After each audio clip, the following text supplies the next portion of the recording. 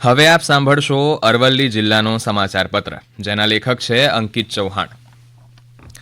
અરવલ્લી જિલ્લાવાસીઓએ નવા વર્ષની ઉજવણી ભગવાન શામળિયાના દર્શન કરીને શરૂઆત કરી છે. મોટી સંખ્યામાં લોકો દર્શન કરવા માટે યાત્રાધામ શામળાજી ખાતે પહોંચ્યા હતા. આ માટે વિશેષ વ્યવસ્થા કરવામાં આવી હતી. સામાન્ય રીતે શામળાજી ખાતે પૂનમના દર્શન કરવા માટે ભારે ભીડ જામતી હોય છે, પણ નવા વર્ષની શરૂઆતમાં જિલ્લાના લોકો શામળિયાના દર્શન કરીને શરૂઆત કરે છે. ઠંડીનો ચમકારો અનુભવાઈ રહ્યો છે, ત્યારે અરવલ્લીની ગિરિમાળાઓ વાદળોથી ઘેરાઈ ગઈ છે અને ફૂલ ગુલાબી ઠંડીનો જિલ્લાવાસીઓ અનુભવ કરી રહ્યા છે. ફૂલ ગુલાબી ઠંડી વચ્ચે ખેડૂતોએ ઘઉંનું વાવેતર કરી દીધું છે. સારા પાકની આશા સાથે ખેડૂતોએ બટાકાનું વાવેતર પણ કર્યું છે. અરવલ્લી જિલ્લામાં રવિ પાકમાં અંદાજે 1 લાખ હેક્ટર વાવેતરની કામગીરી પૂર્ણ થઈ છે. ચાલુ વર્ષે ખાસ કરીને જિલ્લામાં બટાટા અને ઘઉંના વાવેતરની કામગીરીમાં ખેડૂતો જોડાયા છે. અરવલ્લી જિલ્લામાં અત્યાર સુધીમાં 55,000 હેક્ટરમાં બટાટા, જ્યારે 19,000 હેક્ટરમાં ઘઉંનું વાવેતર થયું છે. જ્યારે ચણા, મકાઈ, વરિયાળી અને રાઈનું પણ વાવેતર કરવામાં આવ્યું છે. અરવલ્લી જિલ્લાના મોડાસામાં મુખ્યમંત્રી ભૂપેન્દ્ર પટેલે 2023ના વર્ષમાં અરવલ્લી જિલ્લાને 265 કરોડ રૂપિયાની વિવિધ વિકાસલક્ષી યોજનાઓની ભેટ આપી હતી. મોડાસાની એક દિવસીય મુલાકાત દરમિયાન 275 કરોડના વિકાસલક્ષી યોજનાના ખાતમુહૂર્ત અને લોકાર્પણના કાર્યક્રમ આયોજિત કરવામાં આવ્યા હતા. જેમાં સૂર્યોદય યોજના ભાગ 2 માટે સબસ્ટેશન, મોડાસા રાજેન્દ્રનગર રાજ્ય ધોરીમાર્ગ, તળાવો ભરવા માટે સિંચાઈ યોજનાઓ, મોડાસા નગરપાલિકામાં ભૂગર્ભ ગટર યોજનાના રીસર્ફેસિંગના કામો, નવનિર્મિત 12 આંગણવાડી કેન્દ્રો, ધનસુરા ખાતે તૈયાર થયેલ વીજ વિભાગની પેટા કચેરી સહિતના વિકાસલક્ષી કાર્યોના ખાતમુહૂર્ત અને લોકાર્પણ કરાયા હતા.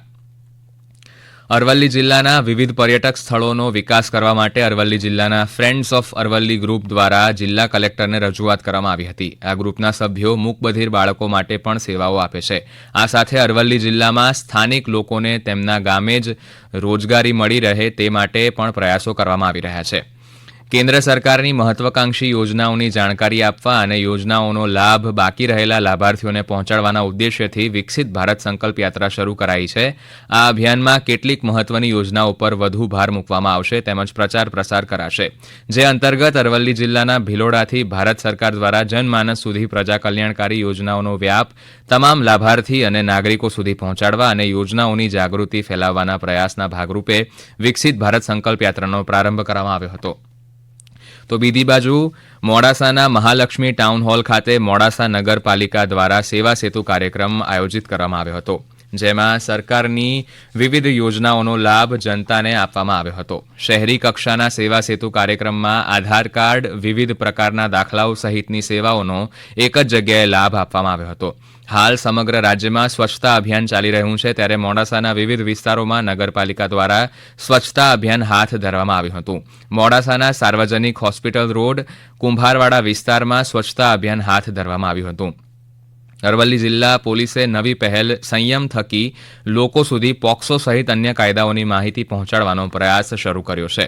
અરવલ્લી જિલ્લા પોલીસ વડા શૈફાલી બારવાલ તેમજ જિલ્લા પોલીસની ટીમ દ્વારા મોડાસાની KN શાહ સ્કૂલ ખાતે વિદ્યાર્થીઓને પોક્સો અંગે જાણકારી આપવા માટેનો કાર્યક્રમ યોજવામાં આવ્યો હતો.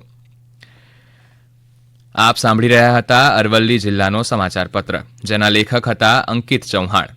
પ્રસારણ આકાશવાણીના અમદાવાદ વડોદરા કેન્દ્ર પરથી કરવામાં આવ્યું. નમસ્કાર.